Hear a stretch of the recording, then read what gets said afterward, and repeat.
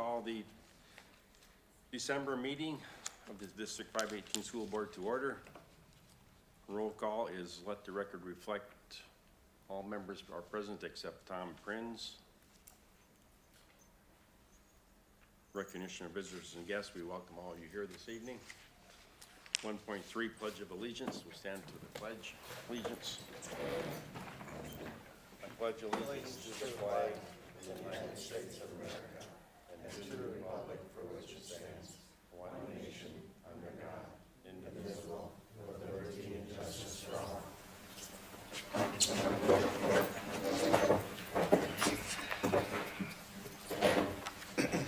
1.4 Correspondence and recognition. Public participation. We had a request from Lucy O'Donnell to address the board. Is she here? Okay, you can come forward.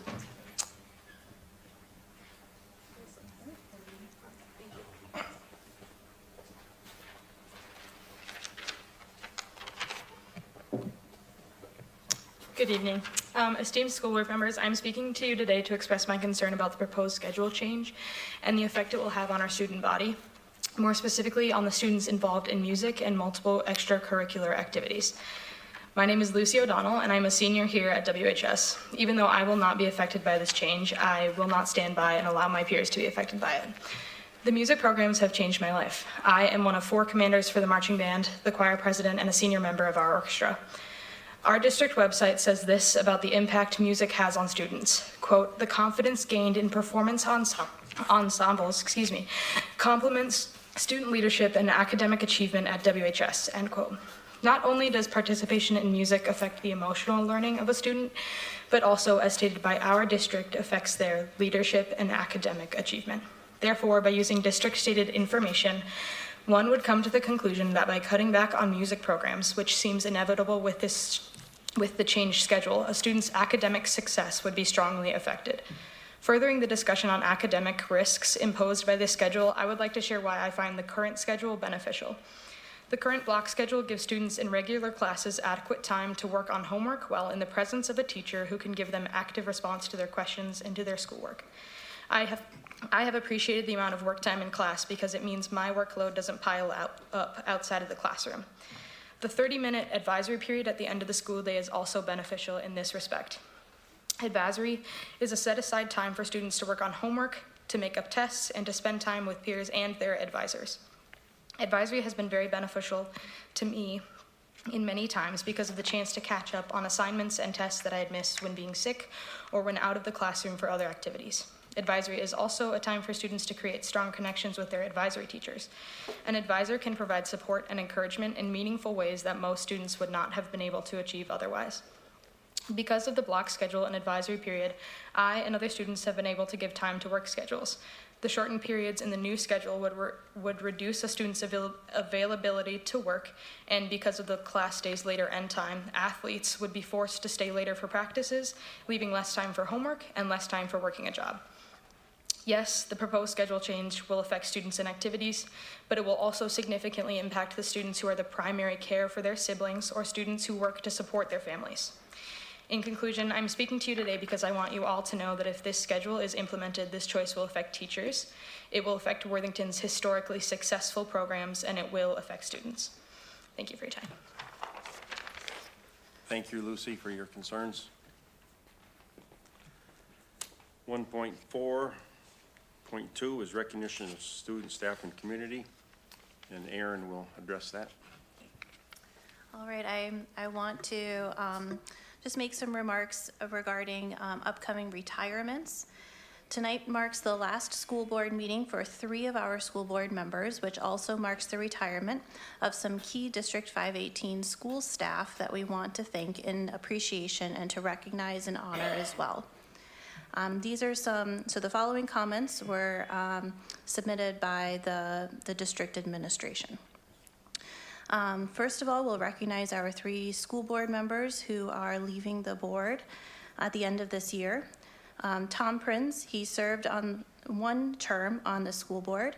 We thank Tom for stepping up to serve our community, providing a listening ear and providing an important agribusiness perspective to the board. Steve Schneider.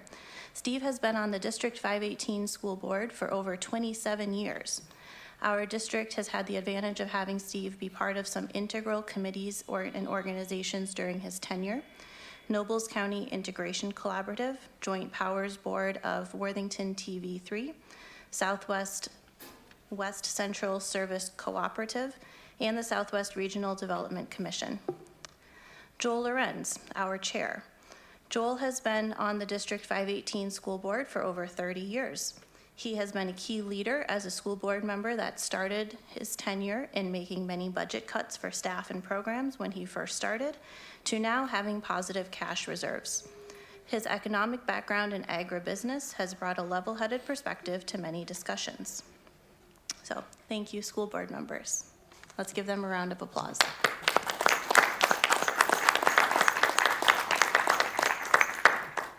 Furthermore, 2 members of the school district leadership team will be retiring at the end of this month. Dave Skog, Director of Operations, has been with the district since 1997. Dave's responsibilities have changed, maintained, and built the many different facilities that have been and are a part of the district over 27 years.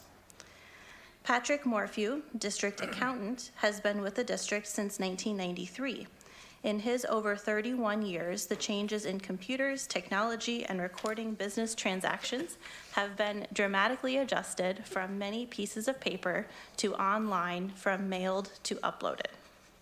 So thank you, Dave and Pat, for your service. And they're not here tonight, but let's give them a round of applause.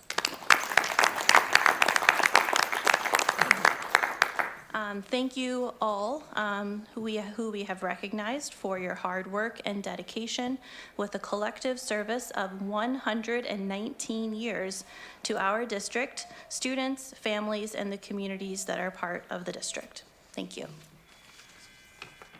Thank you, Aaron.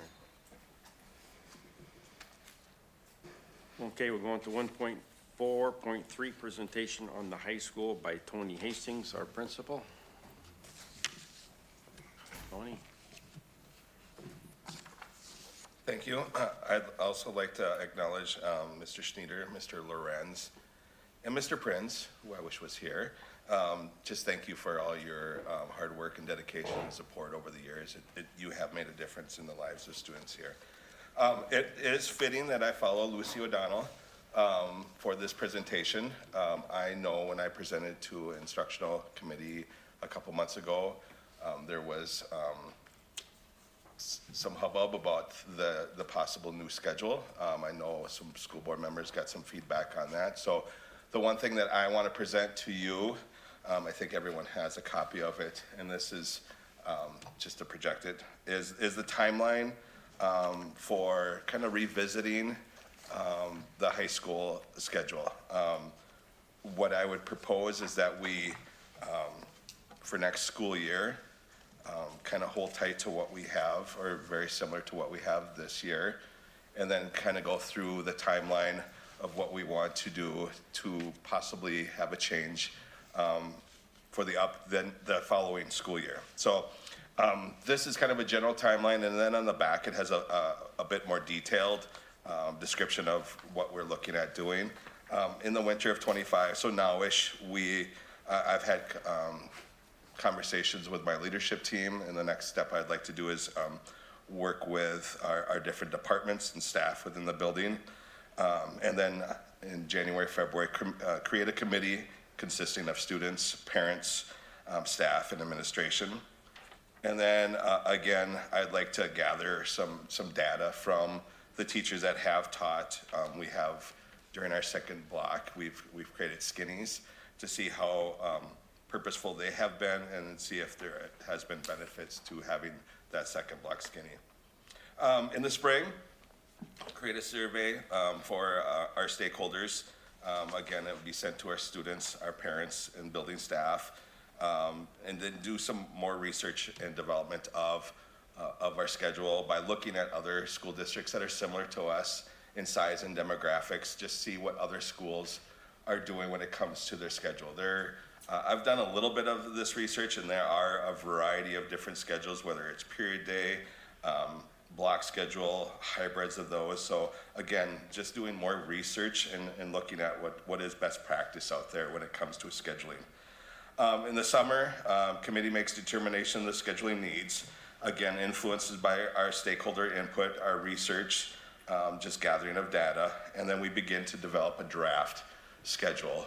Again, this process does take quite some time. Fall, again, coming together, gathering stakeholder feedback, and starting to do a draft schedule with obviously revisions to come, and again, looking at what our stakeholders are asking from us as well.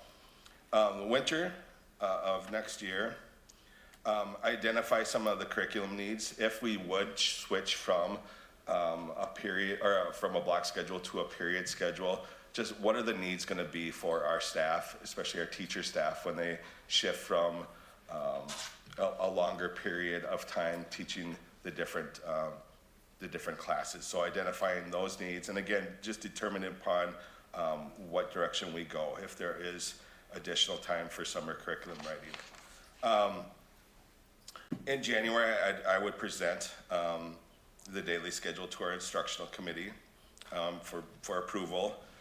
Spring is registration, so again, getting students registered for that following year. And then again, creating a master schedule. This would be our daily schedule, and then our master schedule is the big grid with all of our classes, with all of our kids that would fall into it. Again, I think a revision and continually tweaking that master schedule, that's something that I work on all year long, from when we do registration in the spring up until probably fourth quarter is when I continue to work on the master schedule so we can fit in and meet the needs of all of our students.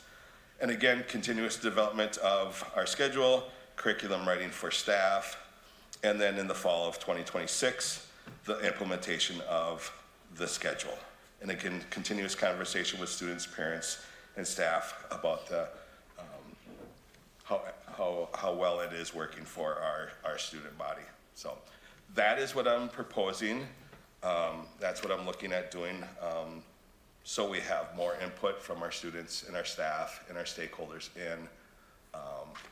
in the creation of a new schedule. Obviously, we have students that are passionate about of the things that we offer here. But again, re-examining what we're doing and see if we can do better.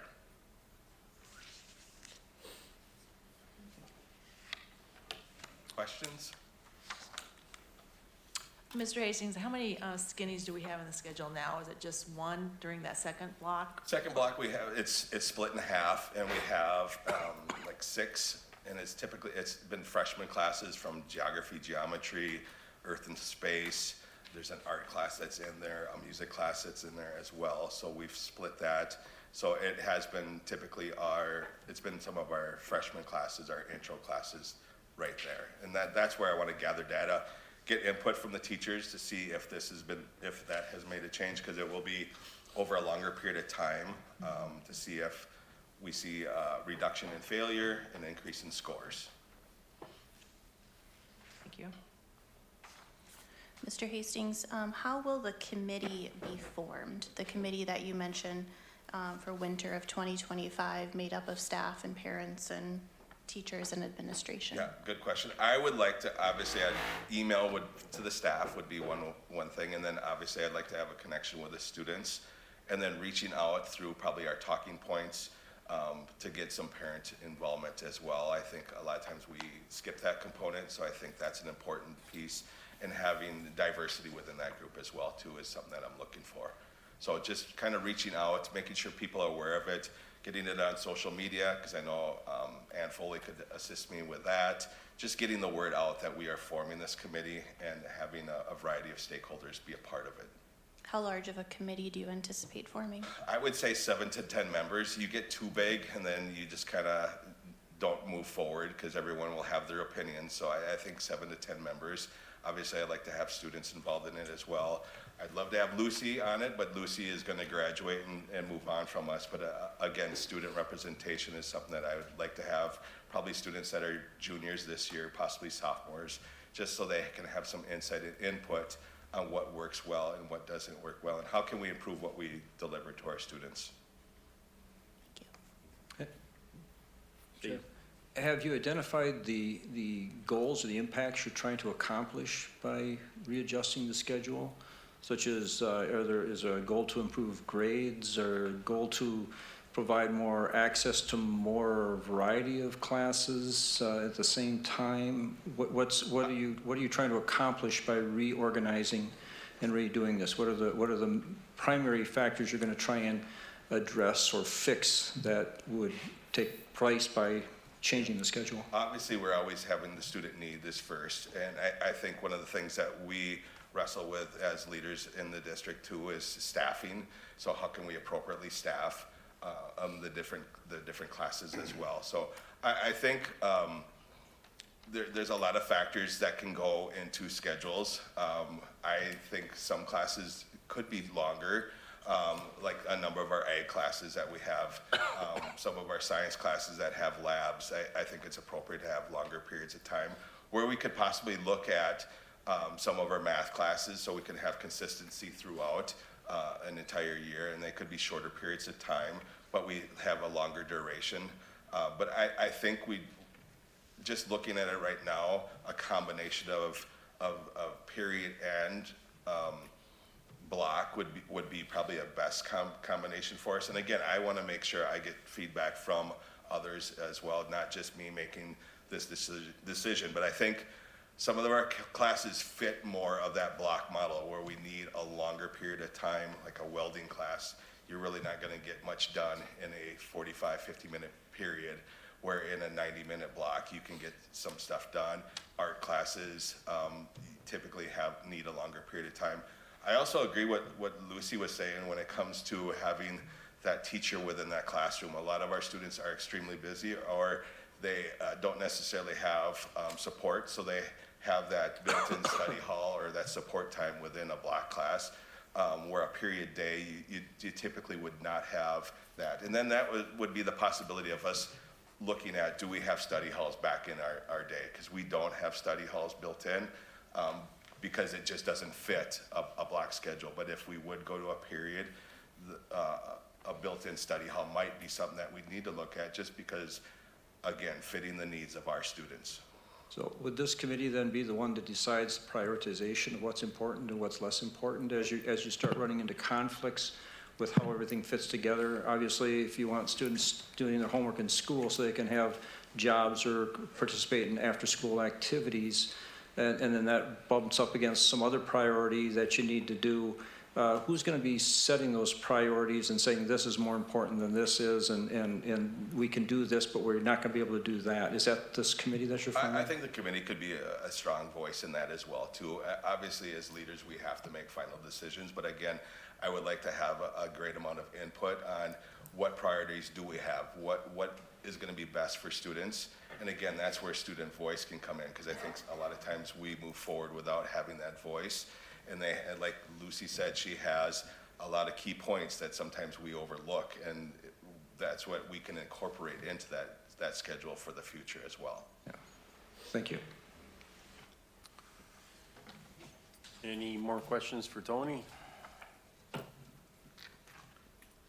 Hearing none. Thank you, Tony. Thank you so much. And not only is Lucy a great speaker, but she's an awesome actress as well. So thank you. Okay, 1.44, presentation on the Ag Learning Lab by the high school Ag Department.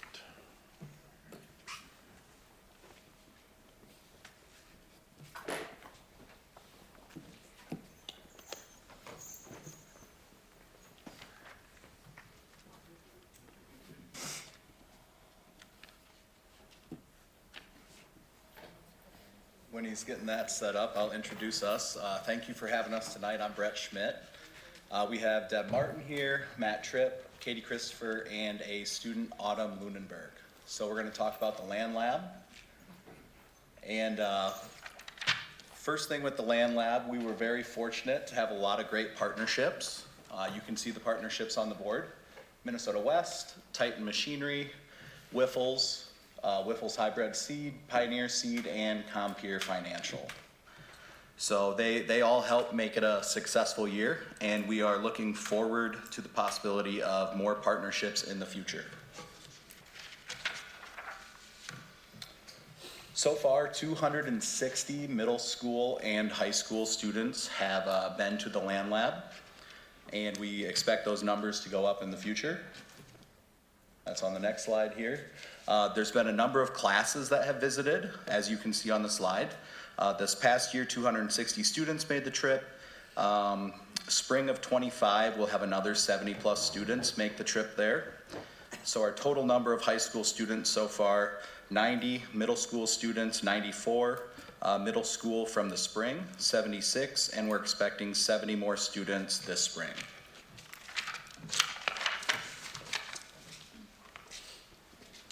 Hi, I'm Autumn Lunenberg, and I'm going to be talking about what I learned in the class from the Land Lab. So we're going to go over some pre-planting.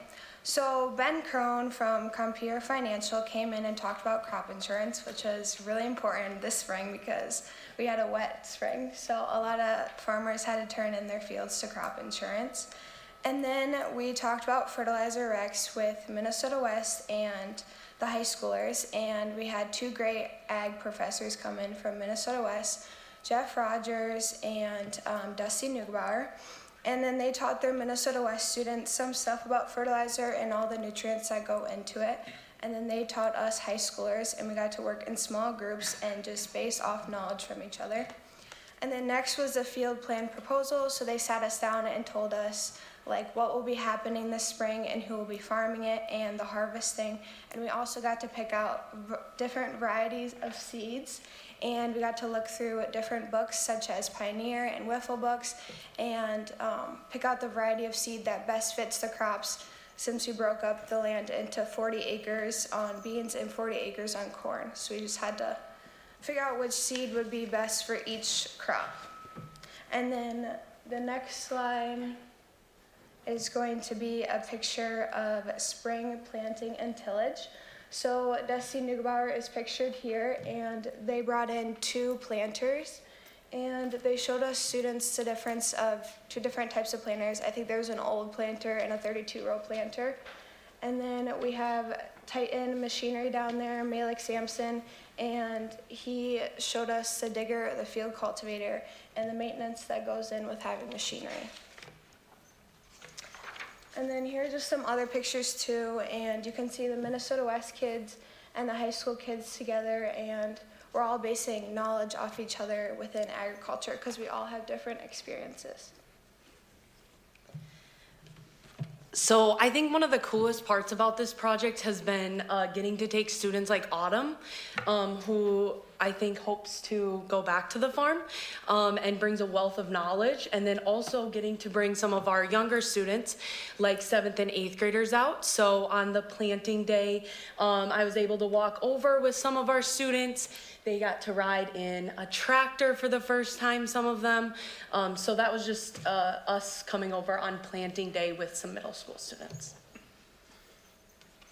And then next I'm going to talk about our partnership with Wiffles, and that includes Randy Michelson. So Randy and an intern came to our Ag 11 and 12 classes, and they talked about, it was actually a wet day, believe it or not, in the spring. And so then they brought in samples from the field, and we got to test like the corn emergence and the vegetative and growth stages between different types of crops. So that was really fun that all of our class got to participate in. Again, brought middle school students. We dug up some of the plants, played in the soil. We're able to look at roots, and then trying to find some seeds that hadn't emerged, what happened to them. Then we came back out, so that kind of summed up our spring. Came back out in the fall. One of the things that we got to do was do a yield estimate lab. Our Agriculture Exploration 9 class went out with the Minnesota West students, broke them up into small groups. They were able to go through actual yield estimates and work in kind of teams throughout the field to get them of both corn and soybeans. And just some more pictures of them. Then on Harvest Day, again, able to bring a variety of classes out from landscape and design and Ag 10 to, again, some of our middle school students, ride in a combine, and just be able to see that process. And again, talking through the combine, and then we had Ag 10 out there as well.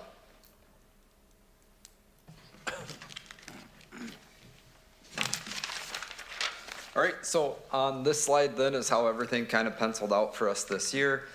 So this is our profit loss statement on the 2024 growing season. We had 32 acres of corn planted and 38 acres was planted to soybeans.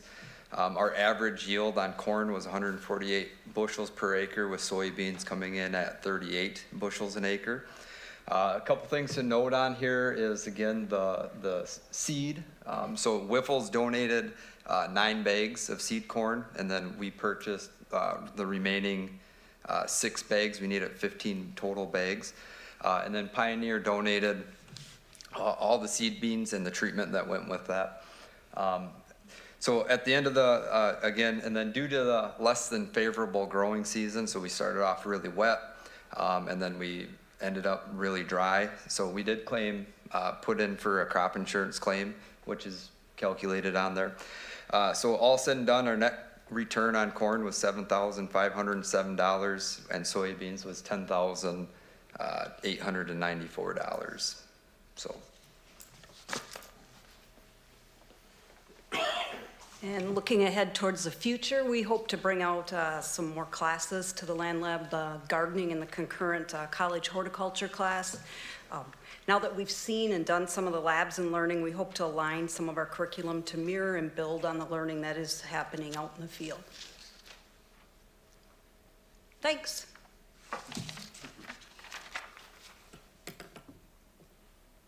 Ask a clarifying question. Yeah. Was it 260 students, like, unduplicated?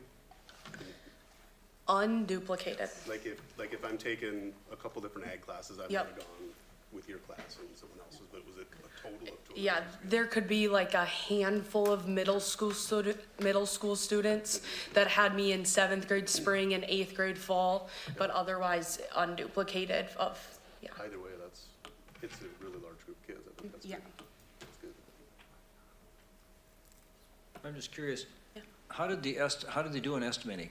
Did they come out pretty close, or did you have like different groups doing it, and did any group do better than the other, obviously? Yeah, some did better than others on estimating. Were you one of the ones that did? So when we did the estimation that day, so the corn estimation, yield estimation was done when we were out there for soybean harvest. It was not as accurate because it was more of going through the process than actually doing it correctly. So, we just went on the end row right there. It's not like we've went to different sections of the field, so whatever that section of the field yielded was probably pretty accurate, but we had some drowned out spots and some spots that didn't do as well, so. Yeah. And one other question then, they made a profit, but we had some donations and stuff, did you calculate out how we would have done if we had put all our own costs in and stuff? Would they have broken even then at that point, do you think, or is it for them to make this a profitable program, to make a profit of it, that they'll probably still need to have some input from donations and things to make this break even or be a profitable venture? Yeah, so we haven't gone and done the, like, putting in what it would have cost had we purchased everything. I think that's a hope of ours, so that we can go through that with our classes this spring, when we have Ag 12 and Ag 11, but haven't gotten to that. This was also kind of a hard year because of the wet planting season, so hard to exactly say, but yeah.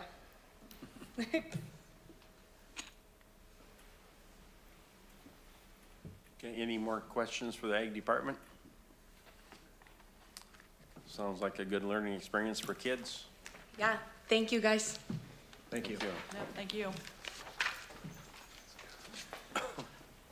Okay, moving on to approval of the agendas, 2.1 and 2.2. We need to make a change on the main agenda on 5.8, change the wording to option C.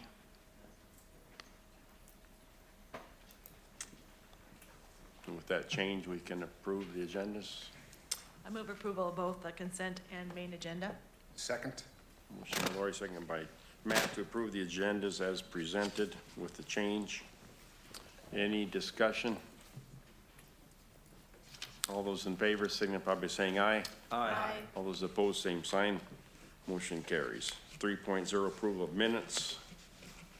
I move approval of 3.1 and 3.2 minutes. A motion Second. by Adam, second by Steve to approve the minutes, 3.1 and 3.2. Any discussion? Hearing none, all those in favor signify by saying aye. Aye. All those opposed, same sign. Motion carries. 4.0, approve the items on the consent agenda. I move approval of a consent agenda. I'll second. Motion by Adam, second by Lori to approve the items on the consent agenda. Any discussion? Hearing none, all those in favor signify by saying aye. Aye. All those opposed, same sign. Motion carries. 5.0 main agenda, 5.1 monthly financial overview. John? Yeah, so when you look at the monthly financial overview, you will see that currently, right now, we received 36.59% of our revenue compared to prior year at just under 30%. So it's a little bit of timing that we're getting more of our revenue at this point.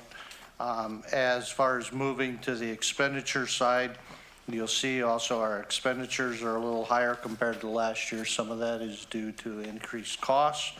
And again, we're in line with the budget. Everything seems to be flowing correctly for this part of the year, and we're halfway through the year, so it seems to be working out well. Okay, any questions for John? Hearing none, we'll move on to 5.2, presentation on district fiscal model by Mike Holmstrup. And he's not here, he can't be here, so we'll have to move that to another month. Okay. Yeah. We will pass on that. 5.3, approve marching band equipment sale. There's surplus property, and that was, oh boy, Mr. Noble, you gotta help me. Do you remember? Drums, drums, drums, drums, and drums. Stands, harnesses, cases. Yeah. 6 of each. Drums that were replaced a year ago. So they're excess, we need to declare them surplus so we can get rid of them. So move approval to declare surplus property. Second? Motion made and seconded to approve marching band equipment as surplus property. Any discussion? All those in favor signify by saying aye. Aye. All those opposed, same sign. Motion carries. 5.4, approve resolution directing the reallocation of general education revenue. This is an annual resolution, and it starts it moves money from what I'll call the pupil funding to cover other costs within the district. That's not part of what I'll call the instructional side or building costs. So I move approval of the resolution. Motion by Lori, Second? second by Adam.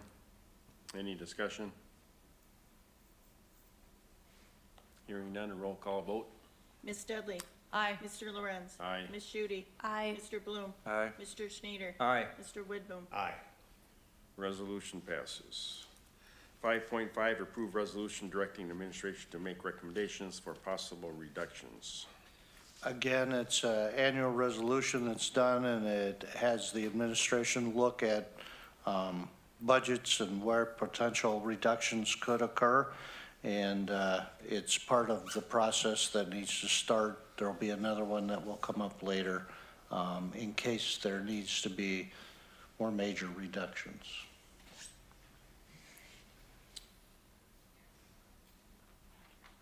Okay, we need a motion. So move, Steve. Motion by Steve, Second? second by Adam to approve the resolution directing administration to make possible reductions. Any discussion? All those in favor signify by saying aye. Resolution, right. Ms. Dudley? Aye. Mr. Lorenz? Aye. Ms. Shooty? Aye. Mr. Bloom? Aye. Mr. Schneider? Aye. Mr. Whitboom? Aye. Resolution passes. 5.6, approve the 2025 legislative priorities.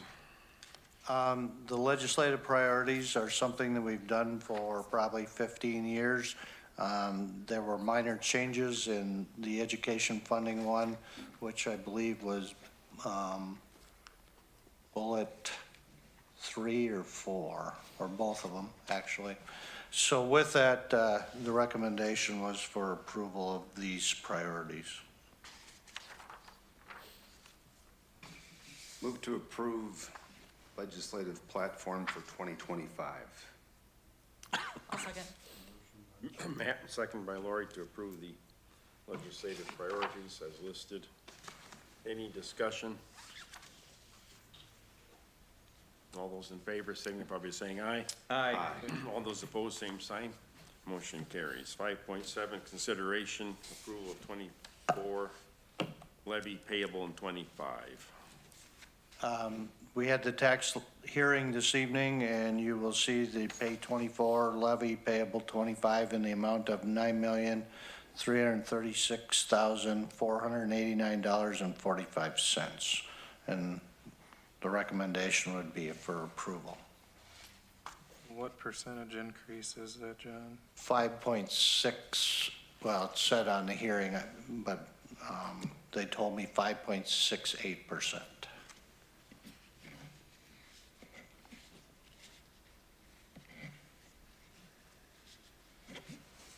I move approval for setting the budget, the levy, I mean. Motion by Steve, Second? second by Matt. To approve the levy payable in 2025 as the amount listed. 5.68% increase. Any discussion? Wasn't, it's supposed to kind of keep stabilizing as we go on, correct? We're not, Pardon me? wasn't it supposed to keep stabilizing just a little more? Because we've seen some pretty big increases there for a few years, correct? So are we starting to, Well, part of the increase is due to the enrollment increase. And that's where the biggest lion's share of it is. We saw increased enrollment, so the levy goes up. But yes, there should be some stabilization coming. Any further discussion? All those in favor of the motion signify by saying aye. Aye. All those opposed, same sign. Motion carries. 5.8, approve 25-26 school calendar, option C, and the Vibe calendar. So the calendars that were presented are the calendars. We talked about option B, but there was an error found in there. There was an extra, actually, teacher workday, and by contract, so it showed 187, it should have been 186. So the real difference was the one in-service day in September, that was removed. That's why option C was very similar. And based on the feedback, option C was more of the favorite. And Vibe would follow a very similar. There's some differences in that, just due to the nature of how they function. And then community ed, the preschool, would follow close to option C. Of course, they do have some what I'll call compensation time or a slightly different schedule related to that, but most of the days are the same. So with that, the recommendation is option C.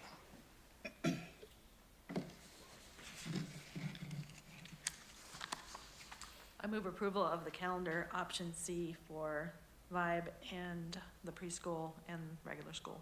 Okay, motion by Lori, Second. second by Steve to approve the calendar as option C. Any discussion?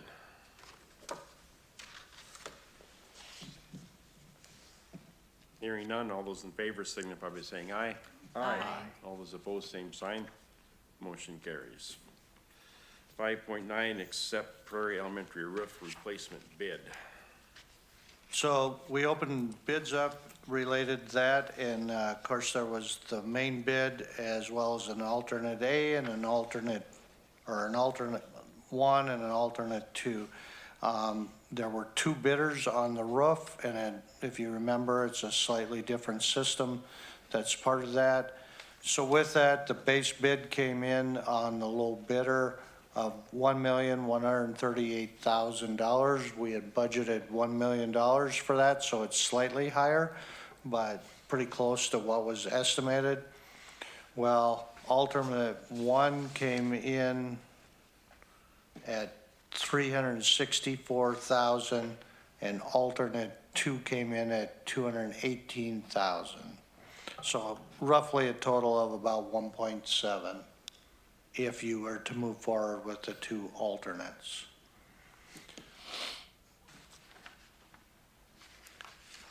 And alternate 1 and alternate 2 are planned to be done. It's either we do them now under this contract, or we would be doing them sometime in the future. So if you look at how the building was phased out, there was a phase 1, there would be a phase 2, and yes, that would probably be part of phase 2, and then there'd be a phase 3 and 4. And you could incorporate a couple of these, either alternate 1 or 2 in some of that phase 2 or 3 and try and get it done quicker. But, that's why we bid the alternates, to see if we could get good pricing to be able to do it quicker. Total cost to do the entire building was estimated between 4 to 5 million. And if you figure based on these bids, it'll come in about 4.5 million, depending on inflation costs and other costs down the road.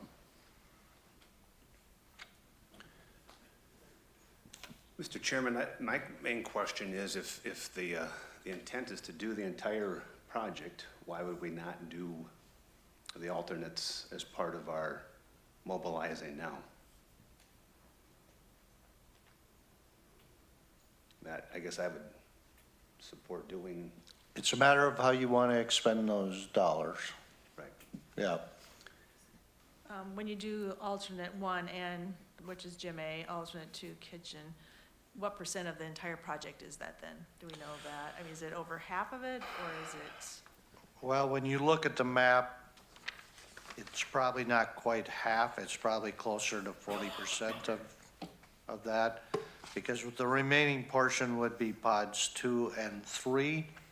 And with that hallway piece of the puzzle, this gets pod 1 and over the main entrance and lobby. If you do alternate 1, which is the gym section, and then alternate 2 was the kitchen section. And if you look at it, so it probably will get close to 40% of the roof in the current, if you did alternates 1 and 2. Does this complete the rest of the school then? Because we've done some already. Does this complete the school then by doing these at this point, or will there be more to do No, on this top of doesn't, this is just the just beginning. starting. Okay. It's the beginning. So you're either gonna break it into, potentially, we plan 4 phases to do the entire building. This is phase 1 of 2 or 3 or 4. Phase 1 of 3 or 4, depending on how much you do.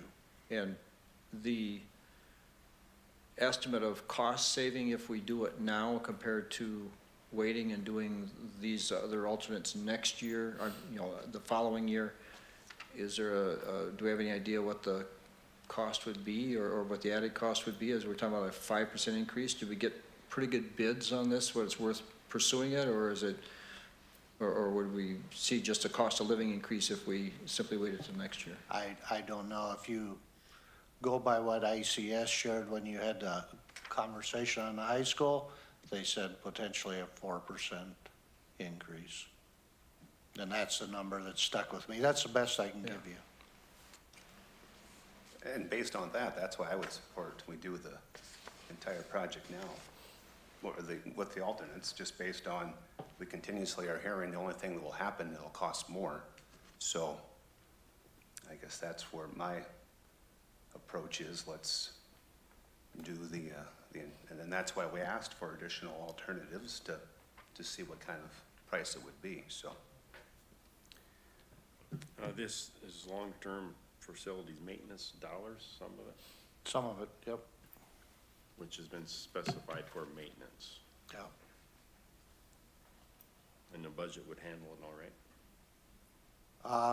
Well, we budgeted, $1 million, we could do the base bid.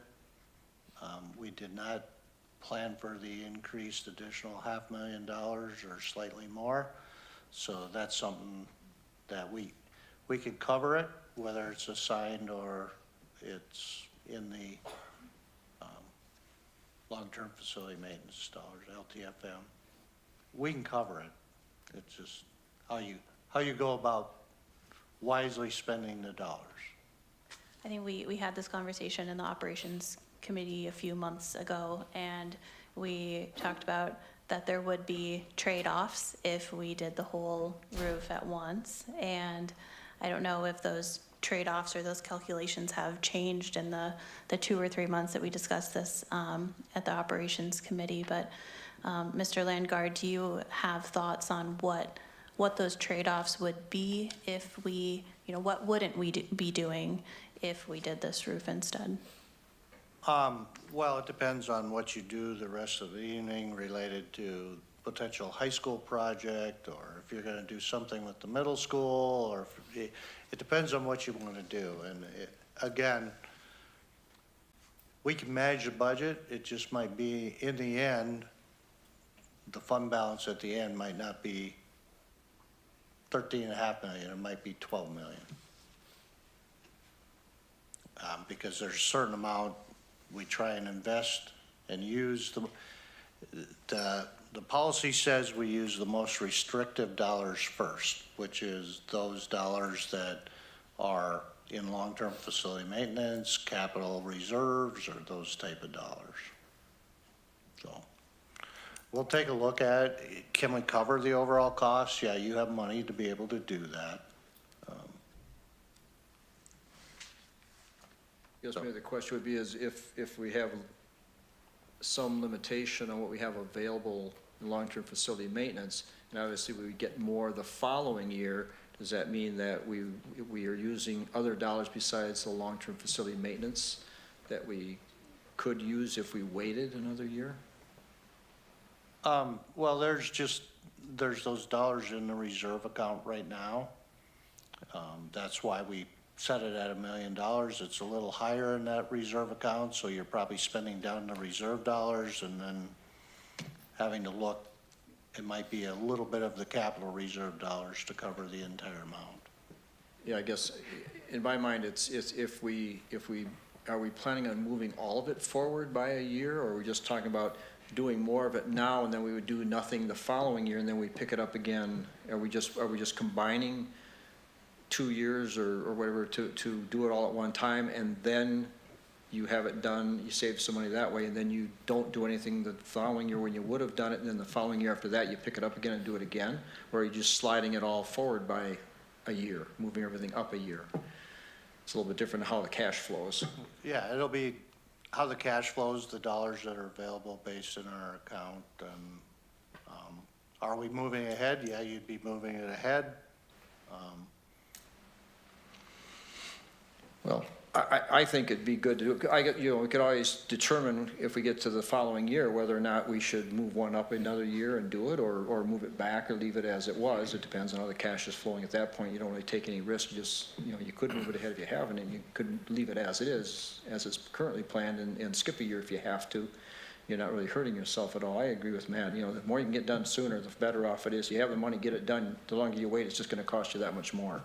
And if we can adjust the scheduling in the future, you always have the chance of moving things ahead or back a little bit if you need to balance out the funding. I would make a motion that we go ahead with the base bid and the 2 alternatives. Second?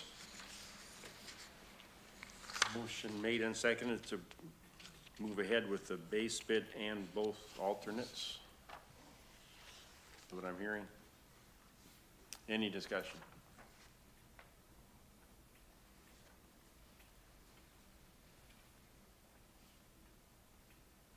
Hearing none. All those in favor signify by saying aye.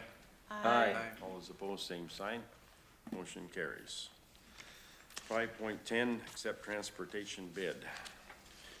So we opened transportation bids last week, and we had one proposal from Bud's Bus Service. And I appreciate Darren and Darla being here, because if I goof this up, they can help answer questions. Base bid for this is $1,472,319.20. That is a 15% increase from last year. And then it's a 5% for the next 2 years. And we talked about a 3-year, and we'll finish figuring that out. We asked them to go back and look at a 2+2 or a 3+1. I think it's 3+1 is what they were interested in doing, which would be an additional 4th year. You can go up to the 4 years before we bid. When we met with Bud's Bus, part of the rationale or the big percentage increase is the insurance that has gone up. Plus they have 7 buses when they originally started 15 years ago. Is that right? Yeah, 15 years ago as doing that. They got all the buses at one time, so now there's 7 of them they're looking to replace, and bus costs have gone up almost double for replacing them. And then, of course, there's an increase in service and parts, and maybe a slight increase on the unemployment side. And again, there's just some of those operational costs that have driven the increase, as how our conversation went. So with that, I guess in our conversation, I would recommend you approve the contract to go to Bud's Bus Service, and we'll finalize the number of years with them.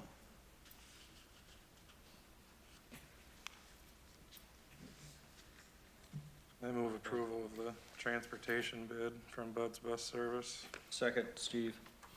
Motion by Adam, second by Steve to approve the bid with Bud's Bus Company. Well, just go. What would be the, we have had no conversation with them on a 4th year at this point, or they've made a proposal for a 4th year? No, we don't have one yet. We'd like to do a 4th year probably, but we got to work on that one. But we're fine with the 3-year proposal too. Got to have bus service. So the motion doesn't exclude the option to extend for the 4th year, or it does? Adam made the motion. For the extra, the 4-year? Yeah, with the additional 4th year in there. But that would be worked out between the administration and the bus service. Yep. So it wouldn't come back to the Okay. board then. Okay? That's what I the thought I was motion. seconding. I just want to make sure. What's that? That's what I thought I seconded. I just Yeah, want to okay. make sure. Yeah, so it's 3 years with the option for the 4th year to be worked out. Any discussion? Further discussion? All those in favor of the motion signify by saying aye. Aye. Those opposed, same sign. Motion carries. 5.11, approve student expulsion. You have student expulsion in front of you, and it's related to violation of district policy, whether it's behavior or ethics, and the fact that it was an immediate dangerous situation. So everything's signed, everything's taken care of. Please remember that you must turn in the paperwork back to Lisa after the board meeting. I move approval of the student expulsion. Motion by Adam, Second? second by Matt to approve the student expulsion. Roll call vote. Ms. Dudley? Aye. Mr. Lorenz. Aye. Ms. Shooty. Abstain. Mr. Bloom. Aye. Mr. Schneeder. Aye. Mr. Whitcomb. Aye. Resolution passes. 5.12, approve student teaching agreement. The student teaching agreement would be for field experience with, agreement with Faith Baptist College, just like all the other ones. So recommendation is for approval. Move to approve a student teaching agreement with Faith Baptist Bible College. Second. Motion by Matt, second by Lloyd to approve the teacher's agreement with Faith Baptist Bible College. Any discussion? All those in favor signify by saying aye. Aye. All those opposed, same sign. Motion carries. 5.13, approve salary and benefits contract with the Human Resources Director. Can we, obviously, we got 3 of them in a row. Can we just look at bundling them? I mean, is there, we know what they are. Let's bundle the 5.13, 5.14, and 5.15 together. Ken, is that your motion? Well, that would be my motion to, Approve all 3 of them? yeah, but I've also got some discussion and myself. By doing this, we have, and I'm not saying nobody is deserving of this by any means, but how are we gonna handle the other areas that have taken on an additional workload? Because this isn't just it. And I know we've got other areas that were short-staffed and have taken on a workload and aren't getting extra pay. So what are we opening up here by doing this for a select few in the administration, but not giving it to the other people that are doing it as well? Is my concern. So, do we have a motion and a second? We probably should have it before we do Do we need the discussion. motion?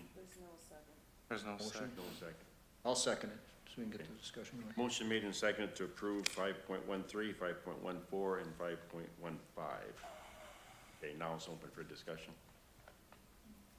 Well, as I look at 5.13 and 5.14, the human resource director and the assistant superintendent, those are new positions. So the job points, we changed those, and these are new positions, and the salaries that go with them are in line with what those positions are.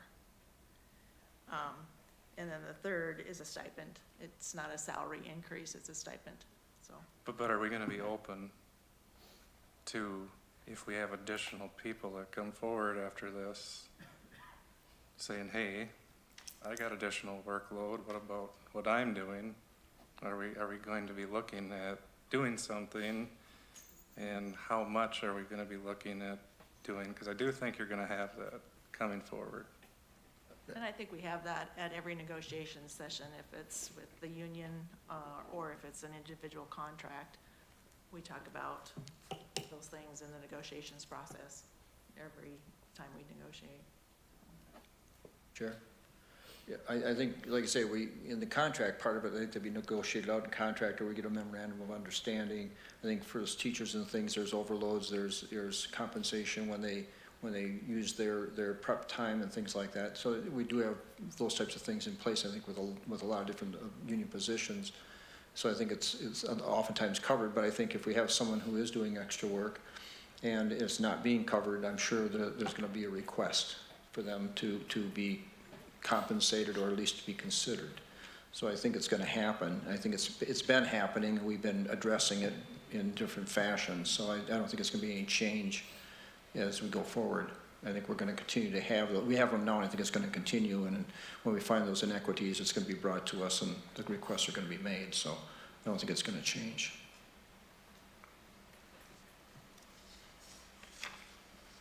Any further discussion? We have a motion and a second. I understand that these 3 positions are gonna cover the one position. And it shouldn't really go any further than that at this time as far as extra workload for anybody else, as far as I have been told, so. Down the road, if it does, you're gonna have to address it, so. Any further discussion?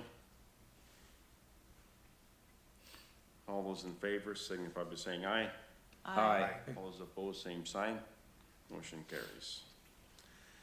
5.16, approve University of Minnesota gardening plot agreement. This is an agreement that comes from the University of Minnesota for the garden plot. Last summer, they did not get the garden going out at the Krausheim site or the intermediate school. This agreement is really an agreement that will help hopefully get that going for them, and they'll be able to have the garden plot out there this coming summer.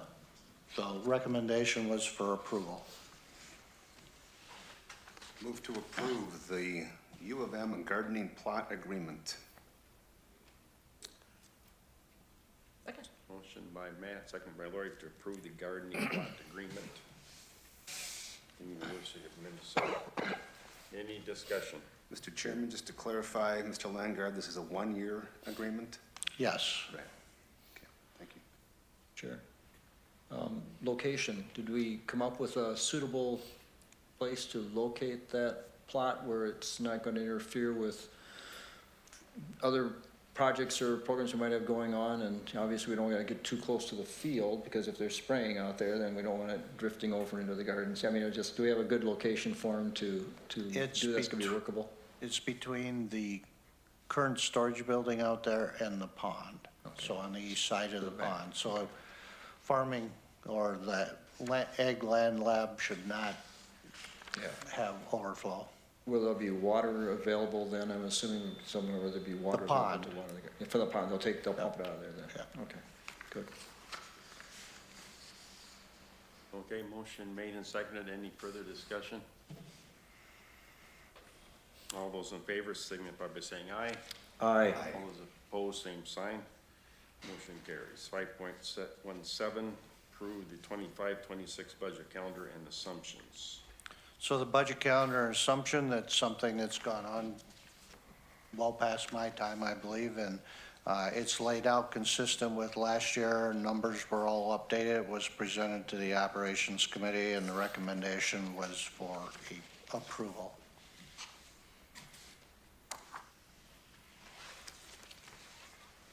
So moved.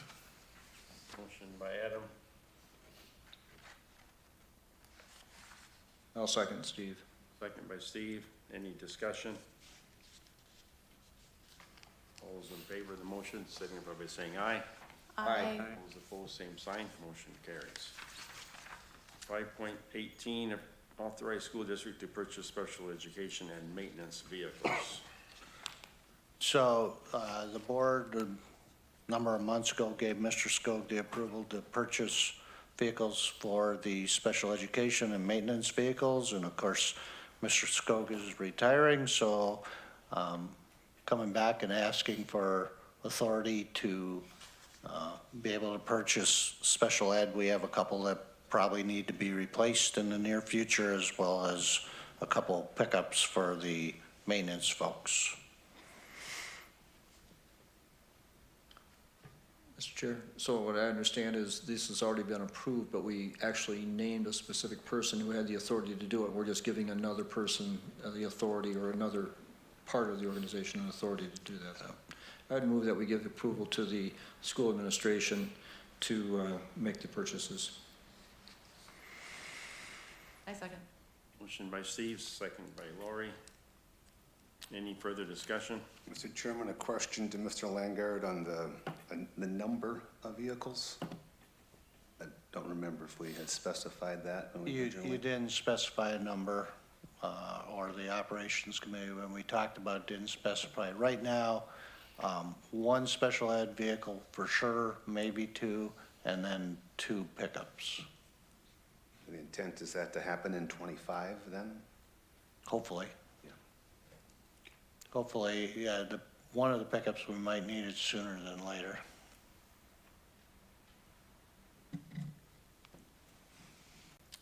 Okay, we have a motion and a second. Any discussion? Further discussion? Hearing none, all those in favor signify by saying aye. Aye. All those opposed, same sign. Motion carries. 5.19, discussion action on high school facility options. So at the Operations Committee, it was presented, the B3 plan again with more of a breakout. This was included in your packet, so you should have that or have looked at it. The high school option with the addition with the smaller commons was there, that price tag. That was the original B3 plan. That was just under 20 million. The kitchen cafeteria, second story link office, when it's broken out, just that portion is just under 15 million. The north wing improvements, which was LTFM funded, was 4.4, a little higher than that million. Enlarge the IT office, excuse me, workspace, and working on refreshing science, current science labs, just under 600,000. And then refreshing the existing science space in place, 650,000. So the numbers are there. The difference in this is on the original form that you looked at, there was the $2 million specified for the middle school field. And then there was also the 5 million committed for the ice arena. So those came off to hopefully eliminate some of the confusion. On that sheet, you will notice there was an economy of scales factor, and basically it listed what the economy of scale of doing the project. And for some of them, if you do this in a piecemeal, there's potential of almost $660,000 of increased costs by doing it piecemeal versus a larger project. You can downscale it, you can do something different, or you can drop it at this point and the conversation can go on later. I just need some direction on what you would like me to do, if anything. Mr. Chairman, a point of clarification, Mr. Landgard, that the 5 million is still allocated as our commitment to the ice arena, just not listed as a. It's just not listed on this sheet anymore, but it's still, yes, That's still designated. gonna come from our original Yep, source. yep. Okay, thank you.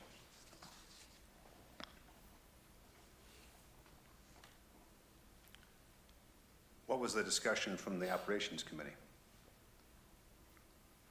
Any recommendations that were? I sat in for Adam, so we didn't have Adam's opinion, but the rest of us there thought that we wanted to bring it to the full board for discussion again. So, and we didn't talk a lot about it, only that we needed full board discussion. Right. Not to speak for, the way I understood it was, part of the discussion was, you know, what could be, I think at one point the question was asked, could this be broken out into different pieces? I think this is, just brings back what those different pieces would be. The larger part of it obviously is the cafeteria, and one thing pushes another, so it becomes a bigger part of the project. The other ones could be broken out and done individually. You could expand the IT office into the library, and that's a standalone type thing, and the other parts are kind of standalone, but that part, you know, is a larger part, and that's the one that has the most push and direction. If you do the cafeteria, push it out into the lobby, lobby's got to be expanded, and administration moves, so it all, that part kind of all goes together and fits together because it needs to be done at one time, because one thing affects the other. The other three areas, or yeah, the other three areas are independent of each other and wouldn't impact each other. So that's why it's being brought back to see if there's any parts of it that want to move forward or anything that needs to be done or move ahead with, or just leave it all go.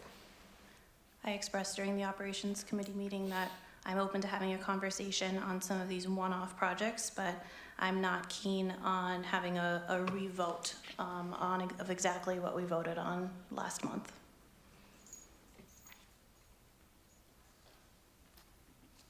Well, I continue to have the same approach that I did after the referendum was soundly defeated, that was the indication of pumping the brakes on the project. I know not all the board agrees with that reading of our citizens, but I think that we maybe had a chance to get some of their feedback when we asked for a survey to be filled out, primarily used for us to help get feedback on our new superintendent search.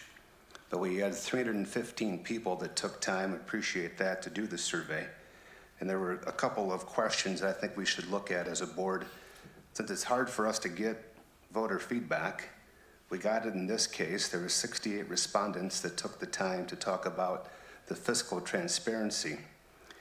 And there was continuously, the answer was the school district is divided about how to fund school operations. Don't spend money foolishly. The community has been upset with spending in the past. Must be aware of the tensions involved with previous referendums. There's no common sense spending. Do not spend much of the taxpayers' money. I think that's the messaging that we have to listen to. And I think that we need to be very aware of that. I think we need to move forward with a plan that allows us to evaluate our needs as we move into different leadership into next year. And I don't think we should be afraid of going back with a referendum to our citizens and being able to show our needs. Because in the next question, that it was also a part of this survey, was asked, what do you find as challenges in our district? And 25 times, the words space and overcrowding and need of classrooms at the high school were brought up. But our proposal does not address the classroom space that the citizen talked about in this survey. So I think we have to use this information as important parts of our decision-making. And that's why I do not support any of the suggestions right now, although I very strongly believe in the need to address our cafeteria situation at the high school and then to take security as our next priority in classroom space, that we approach that in 25.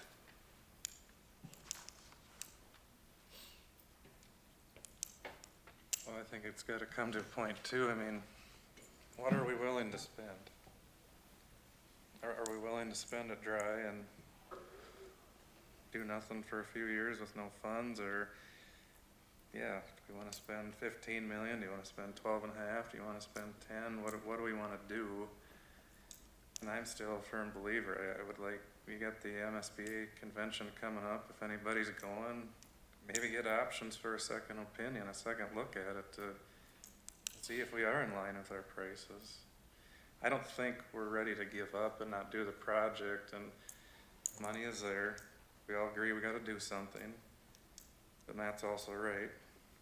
I don't wanna be afraid of going back to the people and asking for another vote myself.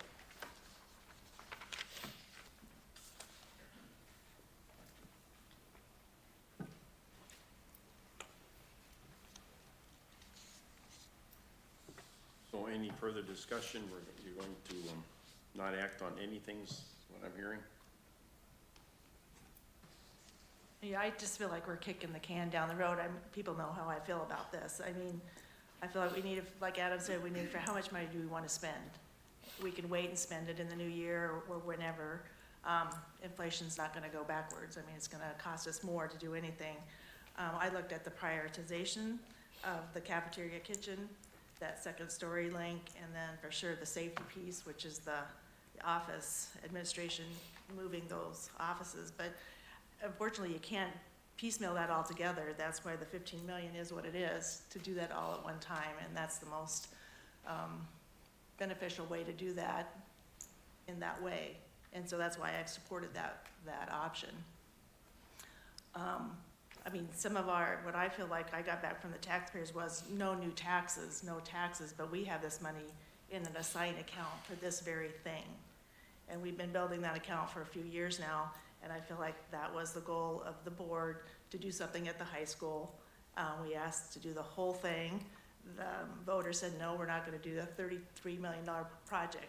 I heard from some, well then do it yourself. Get it done with the money you have, or do as much as you can with the money you have. And I still believe that today. But I will not bring a motion to the floor, because we did that last month.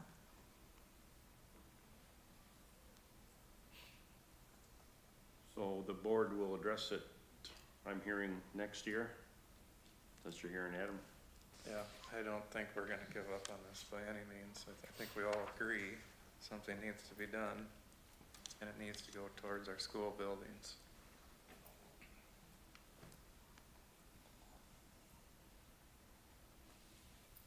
So we'll let it go back to the future board and decide how to proceed forward, right?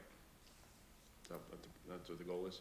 But I do want to remind you, we do have the money set aside for a project. And it should be done in the near future because it's a need, and the longer it goes, the higher it's gonna go. So I just think we need to move forward fairly quickly, but we'll let the next board decide how to proceed. Any further discussion? Just one, I think there's some, I was hoping that in with breaking these out and stuff, we would see that some of these projects have merit, and that the employees who work in these areas deserve better, and the students who use these areas deserve better.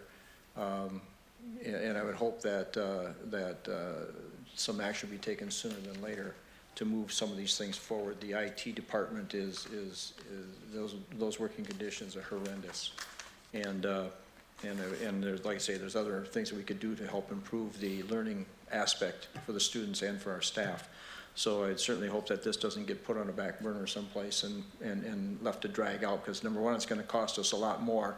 And number two, ultimately, these things are probably gonna get done. I don't see that when we work through a few years now of prioritizing all these things and coming up with this list, it wasn't done by us, it was done by staff and other people giving us input and telling us what they thought they need. So I would certainly hope that the new board would address this sooner than later to get these things done, number one, but number two is to save us as much money by doing it ahead of time instead of waiting until the inflation eats it up more and more.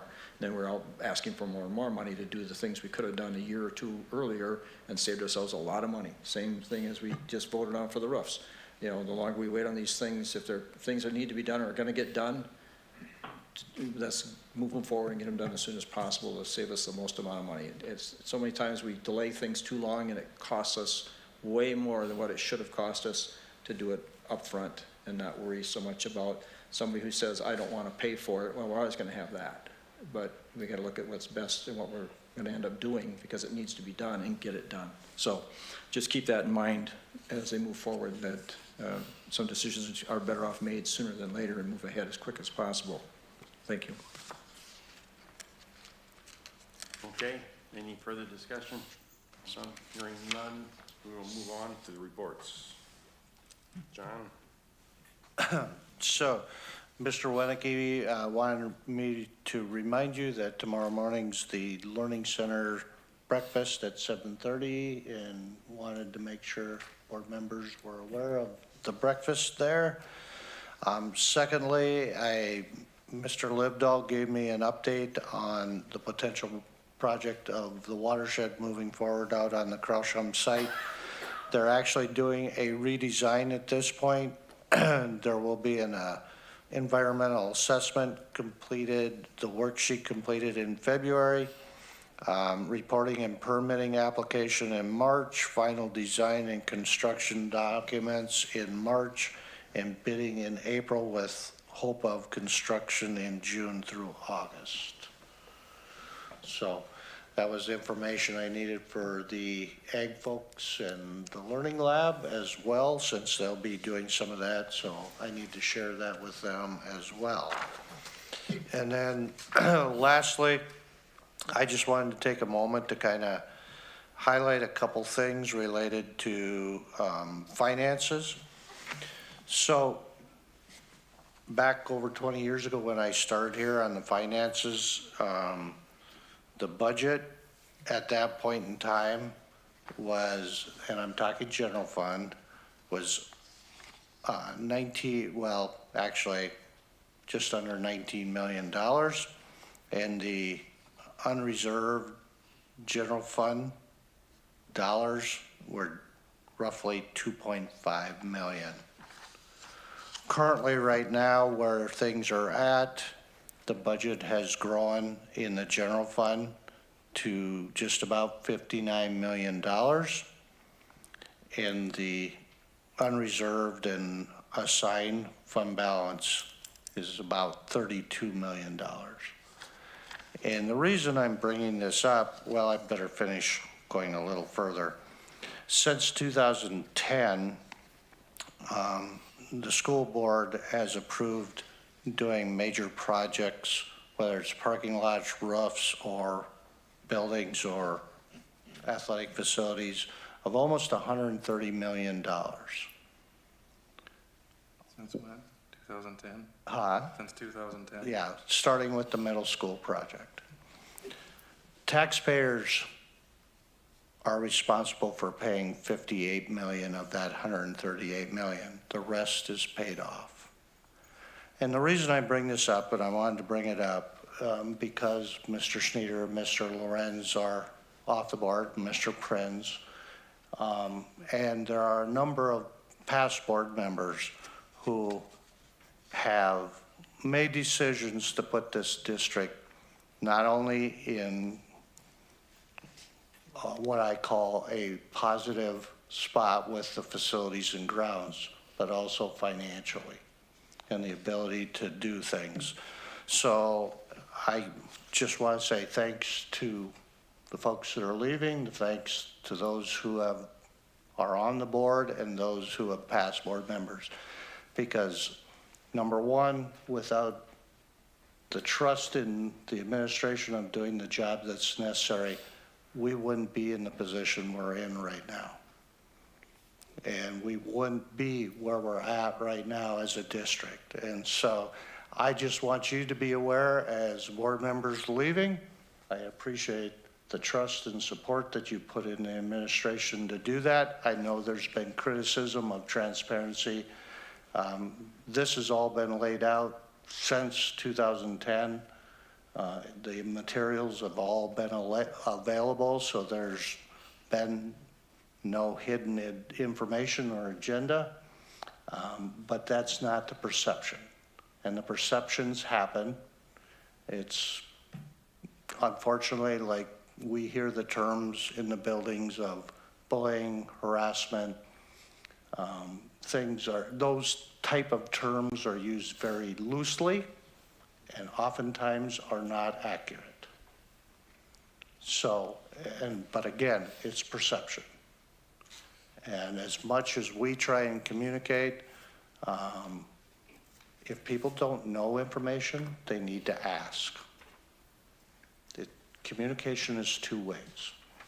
And I appreciate, because I've had that with current and past board members, and I just appreciate all the support that I've gotten over the years. So, thanks. Okay. Thank you, John. Instructional committee report. Everything's been covered. Okay. Operations committee. This was a very operations-heavy agenda tonight, so I think everything from the meeting last week was covered. Okay, thank you. Any other reports?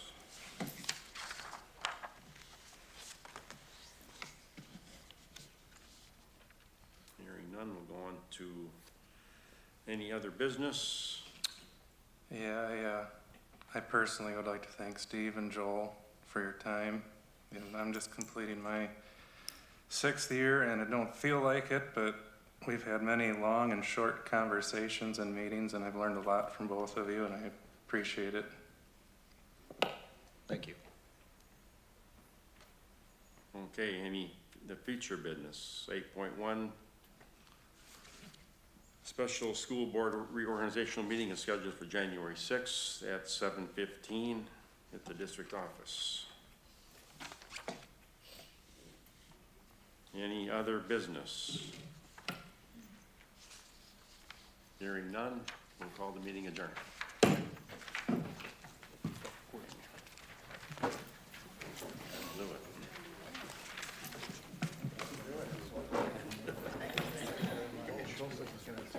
Thank you for your